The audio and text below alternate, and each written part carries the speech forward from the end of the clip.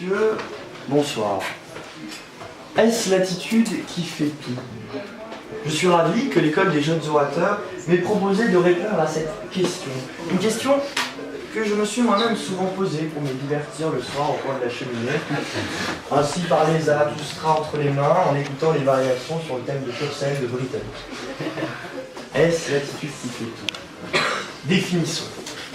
L'attitude, précisément 48, 58, 50, 98, 0.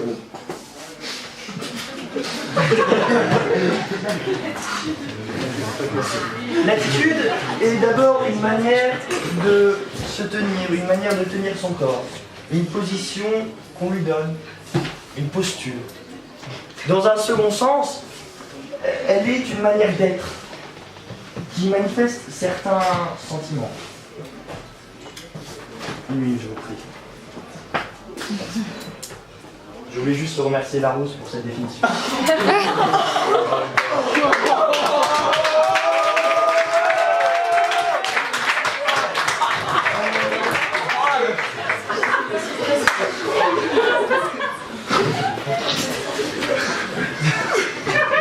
L'attitude serait donc tout.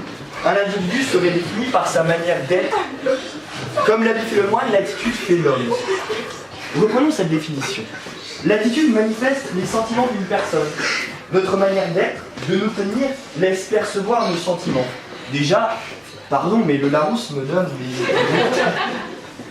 Quoi de plus caractéristique pour nous que nos sentiments? Ils sont le fondement de l'individu et ils sont trahis par notre comportement. Par exemple,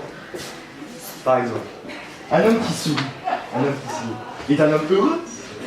Un homme qui sourit en urinant sur la voie publique est un homme ivre. Les mots, au contraire de l'attitude, sont trop facilement manipulables. Trop vite prononcés, ils représentent au mieux un bref aperçu d'une intention de sincérité. L'attitude, elle, ne ment jamais. Elle échappe à la corruption de la pensée humaine. Et pour l'observateur habile, l'attitude permet de sonder le caractère profond de l'observé.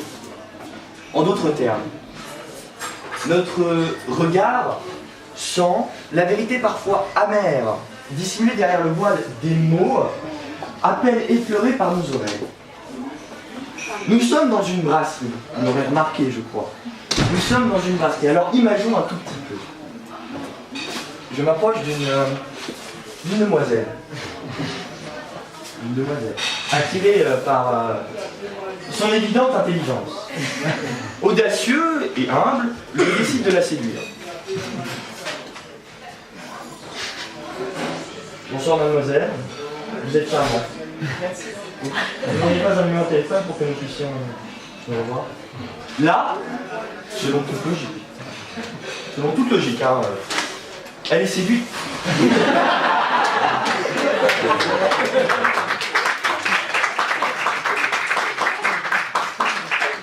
Et il décide de me passer discrètement son numéro à la fin du numéro. Maintenant, avec les mêmes mots.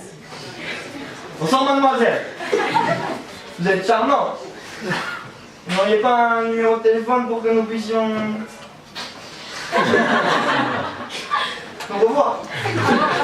Là, en toute logique encore, elle se lève.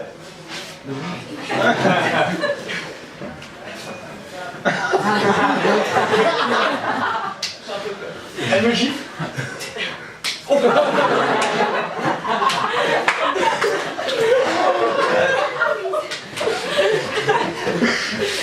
Et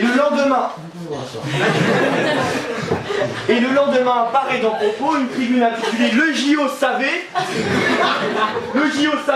la joute où tout a basculé. Indépendamment des mots, mon attitude a trahi mes intentions, anéantissant toutes mes chances. Notre manière d'être, de nous tenir, ou de mal nous tenir, notre ton, ainsi que les vêtements que nous portons, aussi appelés vêtements, sont autant d'éléments qui constituent notre attitude.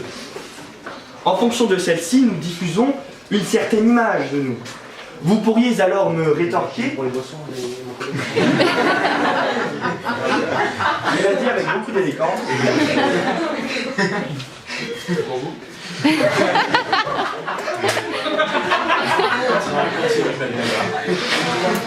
Waouh, en Monaco. Elle est juste là. Oui, je vais dire mon collègue.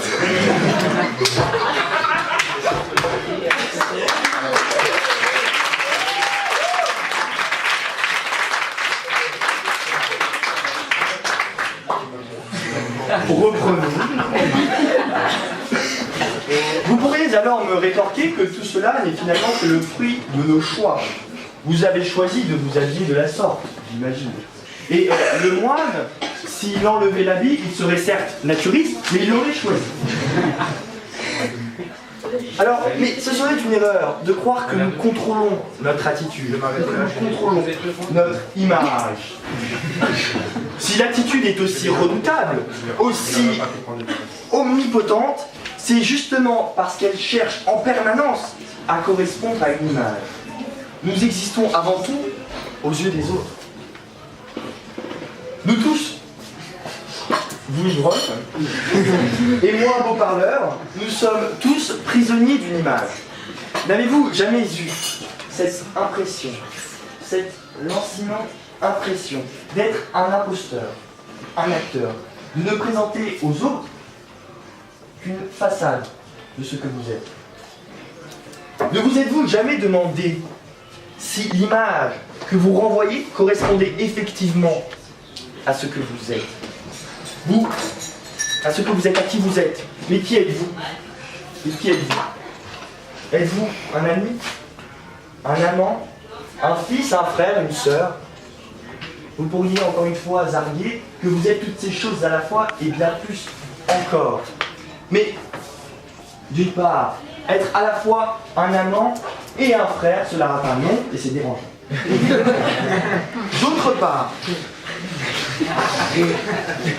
D'autre part, quand vous vous comportez en ami, quand est-ce que vous vous comportez en ami?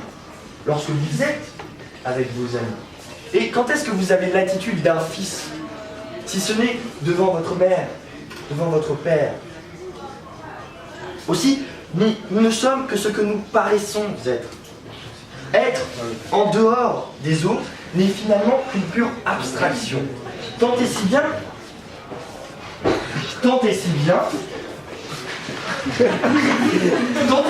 que nous faisons beaucoup d'efforts pour correspondre à l'image que ceux que nous aimons se font de nous. Nous tous, nous essayons avec passion et désespoir de faire coïncider notre manière d'être avec notre manière de paraître. Notre attitude fait tout dans le sens où elle est à la fois la cause et la conséquence, le miroir et le reflet, l'être et le paraître. Alors, est-ce l'attitude qui fait tout?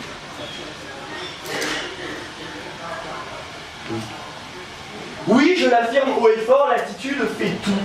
Elle est tout. L'âme et le corps, le ciel et la terre, l'alpha et l'oméga. J'aimerais terminer en beauté sur un argument d'autorité, issu directement d'un grand auteur français, celui des Contemplations. Vous le connaissez peut-être. Est-ce l'attitude qui fait tout? Comme le disait Victor Hugo dans Les Misérables, chapitre 8, page 148, à propos de ce sujet ou d'un autre, deux points, ouvrez les guillemets. Oui, fermez les guillemets.